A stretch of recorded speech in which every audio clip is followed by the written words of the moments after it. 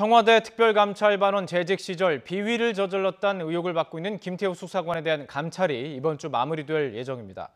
검찰은 감찰을 마무리하는 대로 징계 수위를 결정하고 범죄 혐의가 발견된 부분은 수사로 넘길 계획인데요. 취재기자 연결해서 자세한 이야기 들어보겠습니다. 양희력 기자. 예, 대검찰청입니다. 자, 김태우 수사관 연일 폭로전을 이어가고 있습니다. 이에 대해서 감찰이 이루어지고 있는데 어떤 것들이 있는지 좀 정리를 해주시죠. 네, 크게 세 가지입니다. 우선 지인인 건설업자 최모 씨가 연루된 뇌물 사건 수사 진행 상황을 알아보기 위해 경찰청에 방문했다는 의혹이 있고요.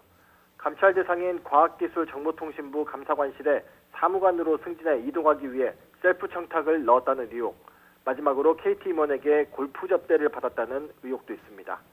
대검 감찰본부는 비위 의혹이 커지자 지난달 말 감찰에 착수했습니다.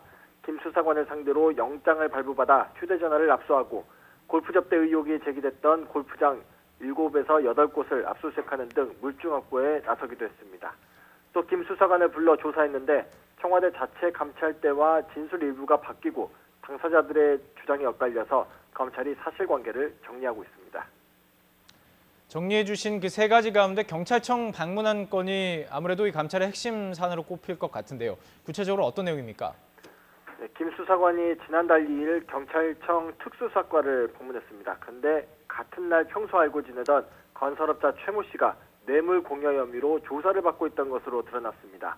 애초 김 수사관이 경찰청을 방문한 목적이 지인 최 씨의 수사 상황을 알아보기 위한 것이었다는 의혹이 있었는데 이런 정황이 추가로 드러나면서 의혹은 더욱 커졌습니다.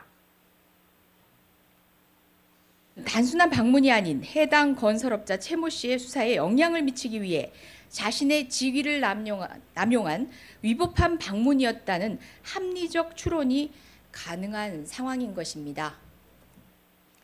의혹이 커질 수 있을 만한 상황으로 보이는데요. 김 수사관은 어떻게 해명하고 있습니까?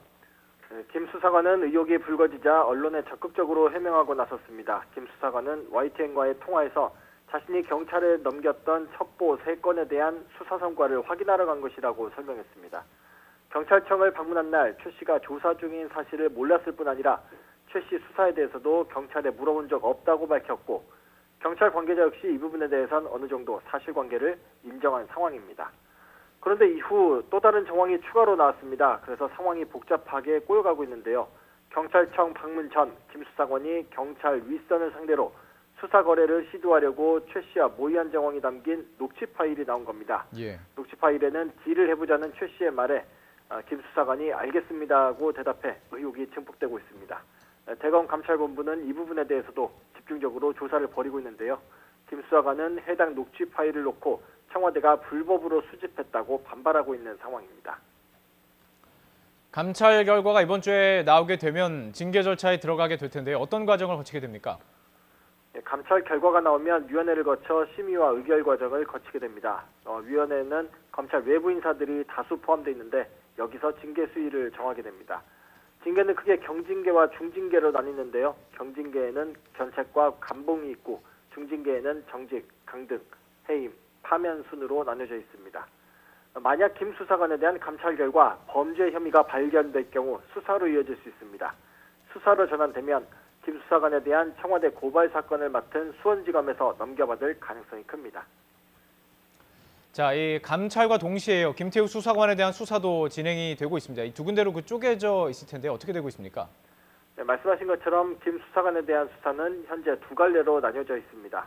우선 청와대 내부 정보를 불법적으로 외부에 유출했다며 청와대가 공무상 비밀누설 혐의로 고발한 건은 수원지검에서 맡고 있고요. 청와대가 민간인들을 사찰했다면서 자유한국당이 임종석 대통령 비서실장과 조국 청와대 민정수석, 박형철 반부패 비서관 등 4명을 고발한 건은 서울 동부지검에서 맡고 있습니다. 두 건 모두 처음에는 서울중앙지검으로 고발장이 접수됐는데 김 수사관이 서울중앙지검에서 근무하고 있고 윤석열 서울중앙지검장이 박형철 반부패 비서관과 국정원 댓글 사건 수사를 함께한 점 등을 이유로 사건을 재배당했습니다. 이에 대해 김 수사관 변호인은 사건의 비중 등을 고려할 때 특임검사를 지명하거나 특별조사단을 설치해 집중 수사해야 한다며 사건을 한 곳에 모아 수사해야 한다고 주장했습니다. 또 이와 함께 중요한 증거나 자료가 훼손될 가능성이 있다면서 검찰이 청와대 반부패 비서관실과 특별감찰반 등에 대해 신속히 압수수색하라고 촉구하기도 했습니다. 지금까지 대검찰청에서 YTN 양희덕입니다.